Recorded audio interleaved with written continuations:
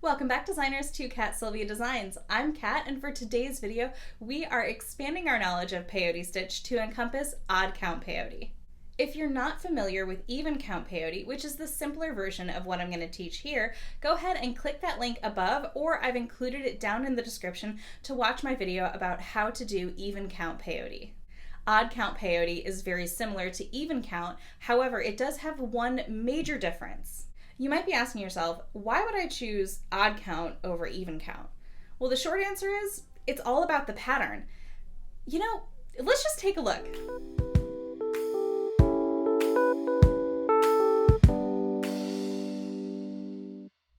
I want to start by showing you an example of a finished piece of odd count peyote. Now this is really a great way to showcase that you can create all these diamonds and these X's, and even this works for chevron patterns. Anytime you want that central point, you're going to want to use odd count peyote, because if you look, there is that center line that goes all the way down the center.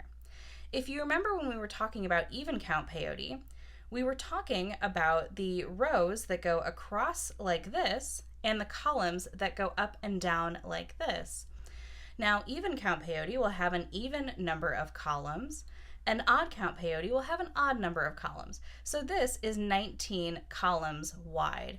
So if you just kind of look at this, you can see that allows you to have that central line going down the center to create those diamonds and points. So if that is the pattern that you're going for, if you want to create any type of chevron, or if that's something that you're looking at, you're going to want to use odd count peyote. Now for even count peyote, you can get away with a little bit more, but they really are similar. There's only one major difference, and it's a quick little turnaround that I'm going to show you here. So for today's demonstration, I have 3 colors of Miyuki seed beads in 11-0 delicas. I have my little stopper bead, and we'll talk about that guy in a second. I have my size 12 beading needle, and I'm going to be using the Smoke Fireline in the 4-pound here today. So if you have everything ready to go, let's go ahead and get started. The first thing I want to do is slide on my stopper bead. Now this is just a scrap sort of 8-0 seed bead that I had lying around, and you can use pretty much any bead for this. Go ahead and slide it onto your needle, and we're going to slide it down our thread. We want to leave a tail that is long enough to attach our clasp at the end, but if you're just starting out, go ahead and leave a tail of about, I'd say 8 to 10 inches is more than enough. So we have our thread coming out here, and I'm just going to double back with my needle, going back through the same direction I initially thread, and what that's going to do is form this little loop that's going to come together. Let's keep our tail out of it, and it's going to stop our beads. So now we have a little anchor point for our beads. So that is our tail on this side here in my left hand, and my needles over here. You're going to see the pattern that we're going to be creating on the screen now. Go ahead and take a screenshot if you like, or you can just, kind of follow along here. I made the pattern in these really bright colors because I'm going to be talking about some specific beads. So in case you're wondering why these colors, that's why. Looking at our pattern, we are going to pick up 1 yellow, 1 red, and then 13 yellow beads. So 1, 2, 3, 4, 5, 6, 7, 8, 9, 10, 11, 12, and 13. Okay, let's slide that all the way down to our stopper bead. And now our next row is our blue beads. So we're going to pick up a blue bead, skip over that first yellow bead, and go in to that second yellow bead there. And we're going to form our little trio at the end. This should all look very similar to an even count peyote because it all starts the same way. There we go. So we have our little trio there at the end. And now we're just going to pick up a blue bead, skip over a yellow bead, and go into that next yellow bead. This is going to help us create those up and down beads, and this will also create that little zipper effect, so you'll start to see it take shape. Take your time with this. Feel free, you can adjust, pull on both sides, just make everything nice and snug. Not too tight, but just snug. All right, and then we're just adding that last row there.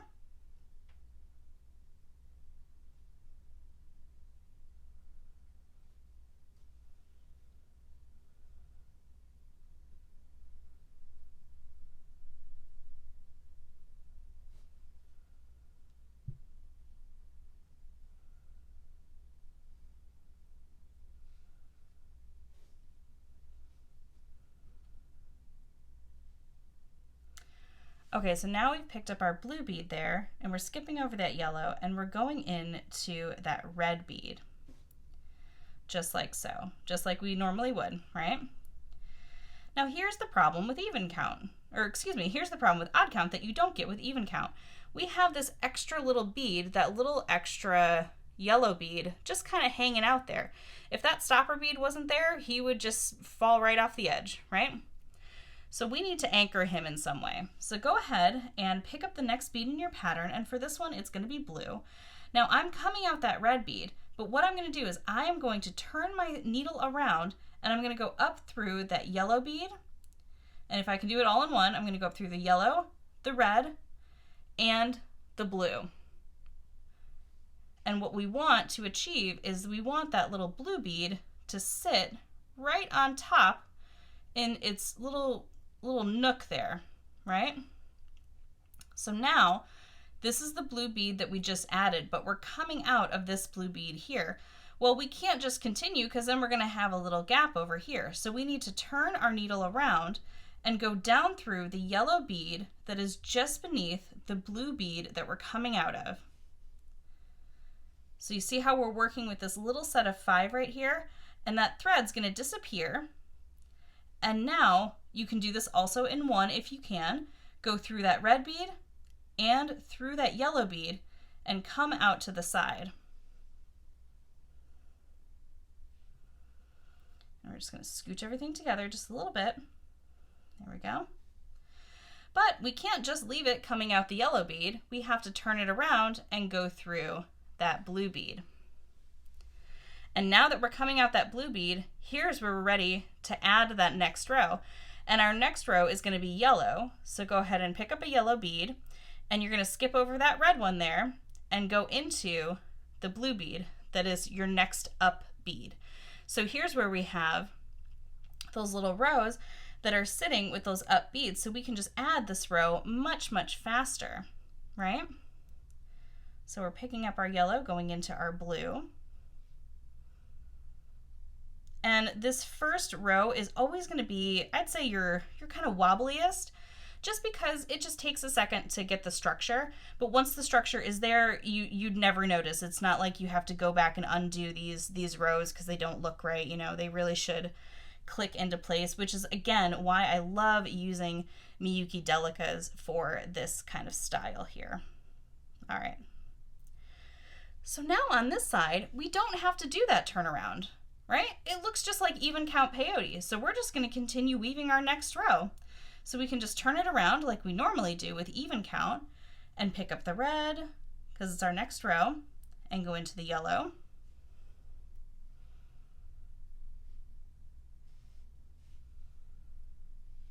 And now we're just adding this whole row here. And I'm going to show you that turnaround because now it'll look a little bit different.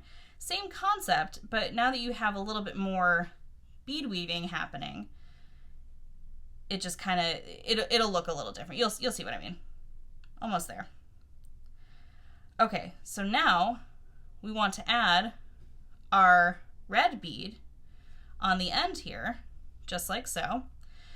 But now we need to go down to the bead that is beneath it, which is a blue bead, up through the yellow bead, which is that center bead, and up through the red bead. So you see how every time you're working with those last 5 beads, but note that the colors will change. So now that we're coming out of that bead there, our third column, we're turning our thread around, going through the bead that's just beneath it, so just that single bead. Our thread will disappear, and then we go through the yellow and blue bead. Again, if you can't do that all in one, that's okay. Your tension's probably just a little tight, but you can just turn it around and go through one bead at a time. And then we turn our thread around, going up through that red bead, and now we're ready to add our next row of yellow beads. So that is it. That is how you do the little turnaround there to complete that odd count peyote. I hope that was nice and clear. If you want to learn more about this, I am going to be doing some live classes over on Instagram, so be sure to follow me there. Thanks so much for watching, designers. Now let me know in the comments if you prefer even count or odd count peyote. And just to remind you, all of the items that you've seen here today are down in the description box below, and they are affiliate links, so please consider using them to help support this channel. Finally, don't forget to grab your free pattern over at catsilviadesigns.com. Thanks so much again, and I'll see you in the next video.